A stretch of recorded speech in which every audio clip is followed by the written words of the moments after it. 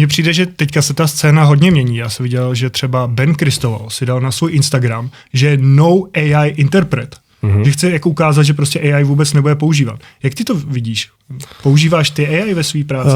Ja bohužiaľ používam AI veľmi amatérsky a zistil som to, až sa trošku za to hanbím voči sebe. Ja som bol teraz nedávno na svadbe kamarátovi a on je Aziat a bral si Rusku. A oni mali prvý svadobný tanec a mali strašne krásnu ruskú pesničku nejakú a ja som iba rozumel, že Cerenka, niečo také tie slova. A ja vrám, že wow, že je strašne pekná pesnička, že pustím si Shazam alebo niečo, že Soundhound, lebo som tam bol s frajerke sa to veľmi páčilo, vrám, to bude taká naša pesnička, že spomienka na ich svadbu. A Shazam to nevedel nájsť tú pesničku, tak som prišiel za DJom, že ako sa volá tá pesnička. A on, že Audio 16739.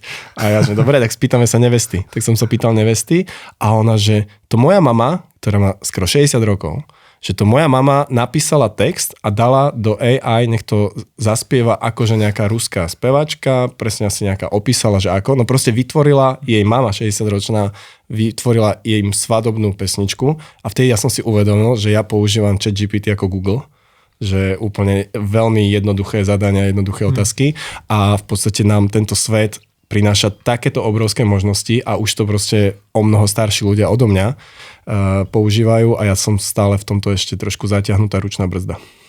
No a bereš to jako plus nebo minus, že vlastně tím stylem, tímhletím směrem se může vydávat právě i ta umělecká tvorba? Áno, vieš čo, berem to určite ako plus, pretože celý svet sa proste s nejakým spôsobom zlepšuje, všetko sa nám zjednodušuje, celý život. Je to úplne rovnaké, ako keď prišiel internet, tak veľa odporcov bolo celkovo internetu, že vlastne možno sa knižky prestanú čítať a ten internet ukradne akoby ten svet knížok, hej.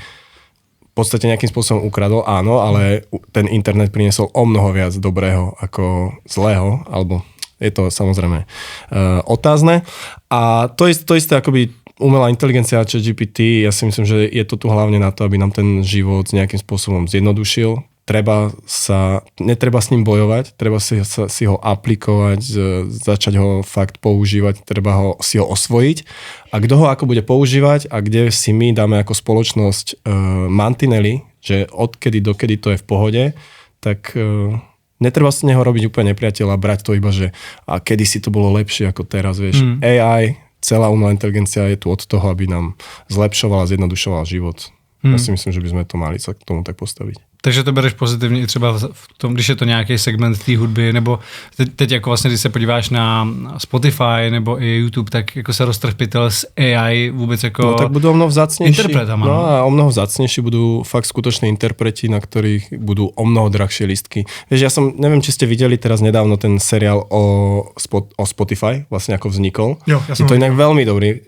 A tam je to tiež napríklad otázne, že to na začiatku vlastne bolo tak strašne veľa hejtu okolo toho, že vlastne by mal Spotify vzniknúť, že vlastne prídu tí interpreti o tie peniaze a že to je vlastne nefér a všetko a nakoniec sa vlastne ukázalo, že ten Spotify bola to najférovejší spôsob, ako tí interpreti naozaj môžu sa preslaviť a dostať sa k svojim peniazom. A ja si myslím, že toto je veľmi podobné a netreba z toho robiť úplne strašiaka a treba to začať nejakým spôsobom využívať. A tobě to přijde, že to je férový, že spousta třeba interpretů si na to stěžuje, že Spotify platí málo. Pro nás jako konzumenty je to skvělý, protože na Spotify máš všechny písničky. Když to, my jsme tady nedávno měli hosta z HBO a když si chceš pustit nějaký film nebo seriál, tak musíš mít HBO, Netflix, Disney a takhle. Není jedna platforma, kde by bylo všechno třeba jako Spotify. Áno. No ja si myslím, že interpreti sa vôbec nemali práve na toto sťažovať na Spotify, alebo že by dostávali menej peňazí, pretože sa dostali úplne každému človeku do telefónu veľmi jednoducho. Kedysi to bolo nefér. Keď si nemal za sebou veľký label, ktorý do teba investoval veľa peňazí, mal si billboardy, rozhovory, veľký marketing, tak si nikto tvoje CDčko nekúpilo. Teraz ty nepotrebuješ za sebou veľký label, ty môžeš byť úplne nezávislý interpret a vďaka naozaj talentu svojmu sa kľudne môžeš stať veľmi podobným interpretom ako interpret, za ktorým stojí veľký label. Takže ja si myslím, že práve že to je pre interpretov férovejšie. Že pre nás ľudí úplne veľmi jednoduché. Zas na druhú stranu máme tak strašne veľa možností počúvať tak veľa hudby, že už proste tej hudbe venujeme o mnoho nejak menej energie, menej času. Keď vyjde nejaký album, koľkokrát ho dáte, vieš? 2-krát, 3-krát. 10-krát, keď fakt vás baví. Kedy si to CDčko sme zodrali. Vieš, ja som poznal každé písmeno v buklete, fotku, všetko.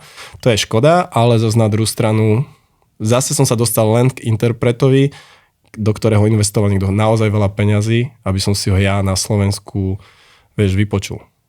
Teraz je to o mnoho férovejšie.